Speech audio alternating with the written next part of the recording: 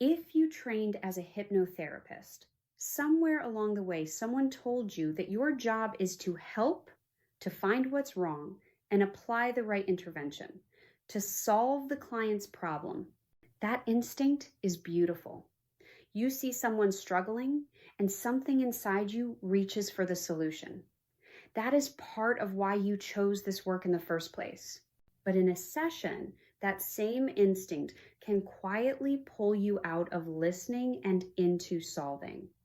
And the moment you start solving, you stop being curious about the specific person in front of you. This is the most common mistake I see practitioners make. Not a lack of skill, not a lack of care. The opposite of those things, actually, it's the helping instinct running ahead of the listening discipline. Today, I want to walk you through what fixing actually is, what it costs you, the moments it shows up most, and how to catch yourself before it takes the session somewhere shallow. Let me start with the definition. Fixing is what happens when you stop asking questions and start giving answers. When you jump in with, here's what I think you should do, or I've seen this before, here's what worked, before you have learned who is actually in front of you. At its core, fixing is an attempt to control the direction of the session. Curiosity lets the session unfold. When you move into fixing, you don't just interrupt the moment. You teach the client to look to you instead of themselves. Over time, that weakens the exact thing this work is meant to strengthen. Your client is their own best resource. They are the one living inside their experience. They know their history, their body, their relationships, and the quiet logic that has been running underneath their behavior. Your job is not to hand them your solutions. It is to help them access their own. There's something important here. Similarity is not sameness. Your experience is your experience. Your client's experience is theirs. What worked for you may not work for them. And what they arrive at on their own is what will resonate the deepest. Now let me name a particularly risky version of fixing: categorizing and diagnosing. A client describes anxiety and you mentally file them under anxiety. Or worse, especially if you are not a therapist, you start naming what they have. You begin labeling. The label arrives before the context does, and once the label is there, you stop exploring. The danger isn't that the label is wrong. Sometimes it's accurate. The danger is that the label closes the door on what the client was about to tell you next. The client's own words carry meaning their subconscious has built around the experience. A clinical label, however accurate, replaces those words with yours. Let me give you an example of how this plays out. A client comes in describing a pattern of shutting down in conflict with her partner. She starts to describe what happens in her body when the argument escalates.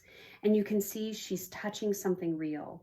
Her voice slows, her eyes drop, but you already recognize the pattern. So you say, it sounds like you go into a freeze response. That is your nervous system protecting you.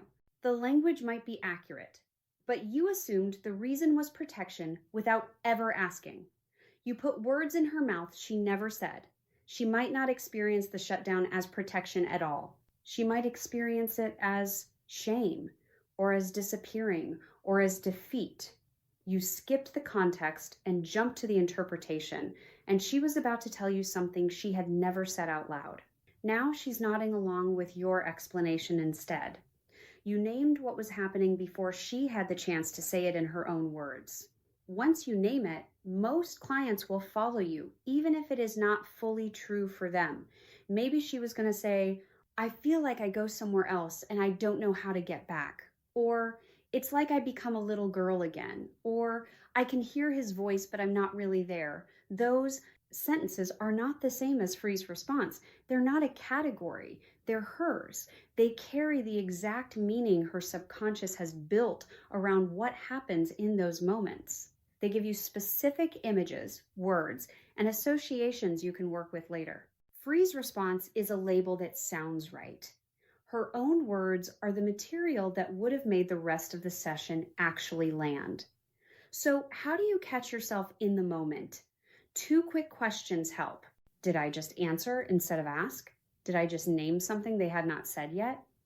If the answer to either is yes, you've stepped out of curiosity and into fixing. Pause, hand the moment back, ask what they were noticing. Now let me address the why. Why fixing happens, because understanding it makes it easier to catch. Some of the reasons are internal. A client shares something you've lived through yourself, and the urge to say, I've been through this, here's what worked for me, can feel supportive. But it shifts attention away from their experience and onto yours. Or you may feel an unspoken urgency to demonstrate value, especially early in practice. That pressure creates movement where patience is needed. You start offering insights not because the client needs them yet, but because you need to feel like you are doing something. Other reasons are about how you understand the work. The material sounds familiar because you've seen versions of this before, and you start to assume similarity is sameness. Two clients can describe the same behavior and mean completely different things by it. And sometimes fixing shows up when you haven't yet learned how to stay with the client long enough to understand what is actually there. Reaching for a solution becomes the default because the alternative, staying in the unknown, hasn't been built yet. Now, let me talk about pauses, because pauses are where most fixing happens. Emotional experience has its own rhythm. It includes pauses, confusion, moments of searching, and moments where the client says, I don't know. Those moments are transitions, not dead ends. The client is feeling something before they can name it, or knowing something without language for it yet. When that rhythm is interrupted by a new question, a shift in direction, or an early reframe, the client may intellectualize, offer a surface answer, or disengage.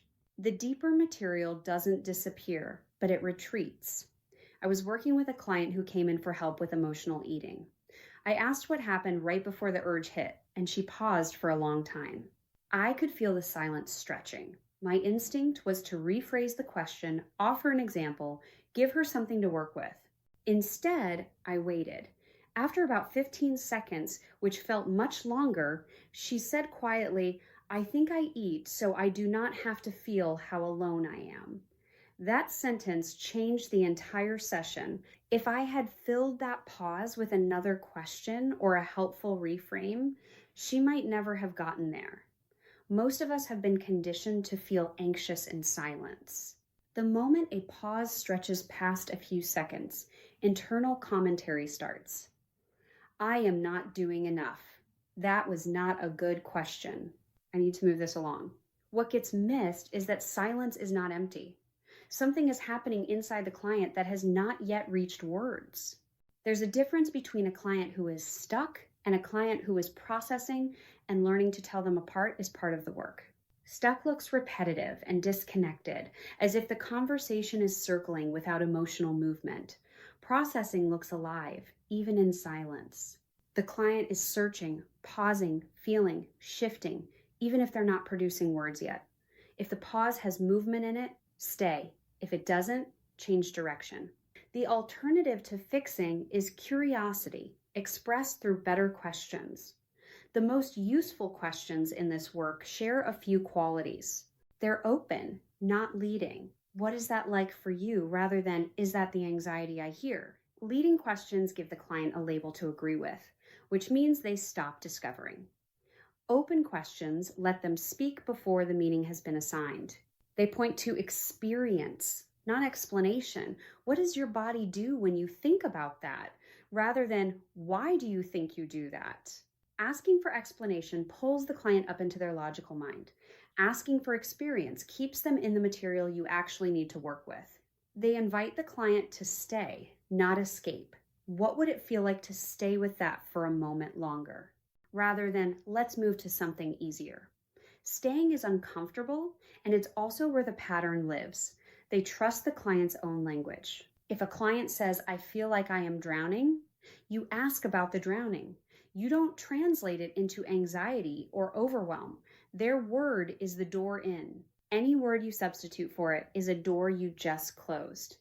When questions land well, the client often goes quiet. They're searching inward. The pause you hear is not a gap. It's the work happening. Your job is to stay with it.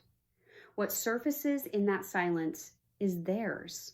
And because it is theirs, it will actually resonate. The skill that makes all of this possible is what I call holding the space. At its simplest, holding the space means staying present without taking over the process. You're there, fully attentive, tracking what's happening, but you're not driving. You're creating the conditions for the client's own insight to surface, not supplying the insight yourself. What makes this work is that the client's nervous system registers two things when you hold the space. First, that you are with them. Second, that you are not going to push, rescue, or interpret. Those two signals together create the safety they need to go inward. They stop bracing for your commentary and start trusting their own experience. That's when the real material starts to come up. If you want to leave with one thing, let it be this. Change does not come from finding the solution. It comes from giving the client enough space to understand themselves. If this maps to how you want to practice, my book, Advanced Hypnosis, A Practitioner's Guide Beyond Scripts and Techniques, goes deeper into this and the rest of the shifts that change how a session lands. Link is in the description. Thanks for watching.